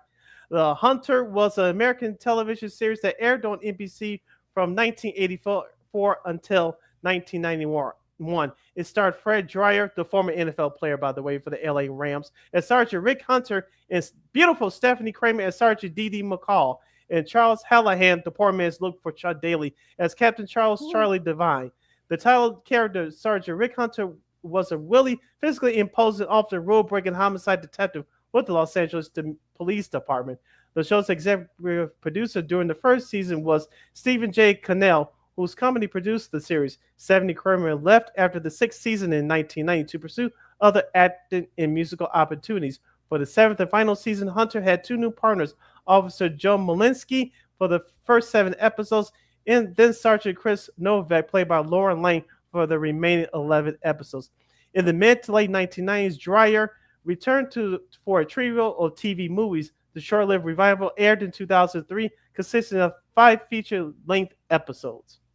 Yeah, and instantly though, they actually 5 were reduced, only 3 of them aired because they didn't rate so well. So this was a lot before, I guess, Law and Order, those shows. This kind of like started that trend of the cop shows. Hunter, was cool, and of course, Dee Dee McCall. I actually wanted to be just like her growing up. She was tiny but mighty, so that's how she always, Steffi Girl always called her. So she wasn't this submissive. Of course, she got into some dangerous situations, herself, but. It was definitely one of those shows where it was set in Southern California. A lot is happening, drug deals, gangs and stuff like that. So it was actually the epitome of what it was back in the 80s. So that's why it kind of struck a chord with a lot of viewers, and it rated very well for NBC. It was actually a part of their Saturday lineup too. Yeah, that was back when networks actually competed on Saturdays. Nice for their shows. But they were definitely the cornerstone of it. So yeah, I think, like I said, I had a crush on Fred Dreyer. I'll admit that. but yeah, I think, like I said, I think he was the no holds bar type of cop, and I don't think that kind of style won't work in today's crime fighting. But yeah, he was definitely one of those great TV, and also Dee Dee McCall too. They were great cop characters. The chemistry was great. And so, yeah, after Stephanie Kramer left, it was pretty tough. Yeah, I kind of don't remember that last season. I remember them going off the air. But then you say Stephanie Kramer in 1988 was voted as one of people's most beautiful people. Yeah, she was in her late 20s, early 30s back then when she started that program. I know a lot of people watched it because of her as well. I mentioned Fred Dreyer. He was a former football player. He reminded me as a poor man's Clint Eastwood. He had that look. He had that hairstyle. It's like he had that not just the posture, but he had that aura about him. It's like if you messed with him, he was going to kick your ass. And so yes, that worked very well with Stephanie Kramer's character. As I mentioned with the captain, and I said it jokingly, but he looked like a poor man's Chuck Daly with that hairstyle and his facial features. But he also the comic relief at times on that show. But he was a no nonsense guy as well once it got down to it. So the episodes are available on YouTube. I don't know if it's streaming anywhere else at the moment. I know you can get some. I know you get some of the episodes on DVD. Look for it on Amazon or eBay. But I know it's streaming on YouTube for sure. I believe all 7 seasons. Well, actually, it's also streaming on Tubi, so that's a free one. So that's a free one. So all you need is an email. Cool. So you can so you can watch that. Also, if you're a Peacock subscriber like me, it's on Peacock as well. Oh, awesome. And also on Pluto TV. Again, another free app. Plex as well, also a free app. The Roku channel and also Amazon Prime. So yeah, so it is available on various platforms. So yeah, so you guys could definitely check out. We got some great memories of Hunter, and incidentally, Lauren Lane, who of course joined the show those last 11 episodes, a pre CC Babcock from Nandy, Lauren Lane appeared on that show. She actually played an ex of Rick Hunter, so that kind of added a little bit of something to that.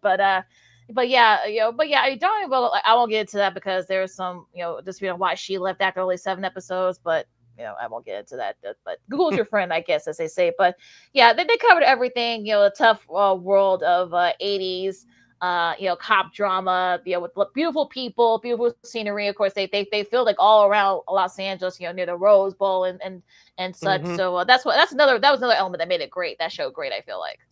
And also, to another fun fact, 2 guest stars that appeared on the show. The late, great now John Amos from Good Times. He was Captain Dolan from the first season, 84, 85. And, of course, Gary Morris from Martin in the 90s. But before then, Saturday Night Live back in the day when they first started. He played Arnold Sporty James from 1986 through 1989. Yes, he was kind of like an informant, I guess, for them. Yes. He would do. I forgot he did that show. Yeah. He was a pain in the butt to Hunter, but he said he loved doing it. So that's why he loved. That's why I loved it. He was a pain in the butt for them, for Hunter and McCall. So that's why he loved doing it. But yeah. Yeah, so, you put it not very nicely too. yeah, that's true. That's true. Like I said, Isaac Hayes also appeared during the first season. David Soul, of course, from Starsky and Hutch. Anne-Marie Johnson, among others. So they had before Hollywood Shuffle.